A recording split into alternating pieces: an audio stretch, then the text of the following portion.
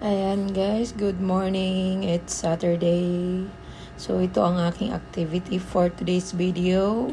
Magsa-swimming po tayo. Ayan, so mag-prepare muna ako ng aking mga gamit. Mag-record muna ako kasi dapat ASMR to eh. Kaso parang mas maganda pag may boses ko kasi ang boses ko husky. Ha. Ayan, so prepare tayo ng damit and then palit-palit muna tayo ng goggles kasi nagmo-moist yung goggles ko na isa. So, feeling swimmer tayo ngayong araw. Ayan na nga ang ating goggles. Naligpit na nga natin. Kalain mo yun, may pakap-kap pa akong nalalaman, no? Akala mo talaga kong swimmer, di ba? Siyempre, may shampoo tayo galing doon sa Proa. And of course, bago tayo umalis, kailangan secured. Tanggalin natin muna yung mga nakasaksak para iwas sunog, lalo na ngayong tag-init. So, ayan nga po guys, paalis na tayo ng bahay. And nandito na po tayo sa sakayan ng tricycle. Ang dami kong pagkain na nakikita sa daan. Parang ayoko na mag-swimming, gusto ko na lang kumain. Andito na nga tayo sa gym at magpapalista muna tayo. And ayan na, papunta na tayo sa pool. May hagdan-hagdan pa siya.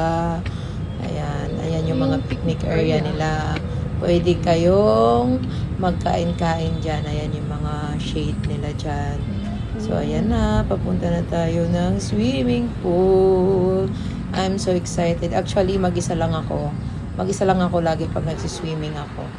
Yan, minsan mas maganda talaga na mag-isa ka para ma-enjoy mo yung sarili mo, hindi ka nag-adjust every day, every night, charot. Ayan, sunscreen ako, sunog naman ako eh. Ayan na, mag-swimming na tayo. Doon ako sa dulo lagi na pwesto. Ayan. Ano tong ginagawa ni Inday dito? Shower pala. May shower pala dito. Shower muna. Umihi pala muna ako doon. Ayan nga, swimming na tayo. Ayan, sige, pakapagod ka dyan. Swimming ka dyan hanggat sa mapagod ka. Hala, sige. O, ayan, bubbles muna tayo. Ayan, akala mo talaga, naghayang-hayang man lang ko dito, eh. Ayan na. Hala, sige, walang katapusan. Swimming. Ayan guys, ako kasi mahilig talaga ako maglangoy-langoy. Pakawalan mo ako sa pool simula umaga hanggang hapon. Diyan lang talaga ako maglangoy-langoy. Pero hindi ako marunong lumangoy. Gusto ko lang talaga laging naliligo dyan sa pool. Tapos kung ano-ano lang yung ginagawa ko. O ayan na nga. So feeling ko pagod na ako. Ayan, nag-ayos-ayos muna tayo. Pinapanood ko muna yung mga nagsaswimming dyan. Kasi may mga coach dyan eh na mga natuturo. So, pinapanood ko sila niyan. Habang inaayos-ayos ko ang aking goggles kasi naduduling ako. So, ayan, tignan nyo nga yan guys. So, may one-on-one coach sila. So, magaling mag-swimming sila. Nakakahiya minsan maglangoy dyan, no, sila. Napaka-professional nilang maglangoy-langoy. So guys, ako'y umuwi na nga po. Ayan, naligo na ako at naglaba.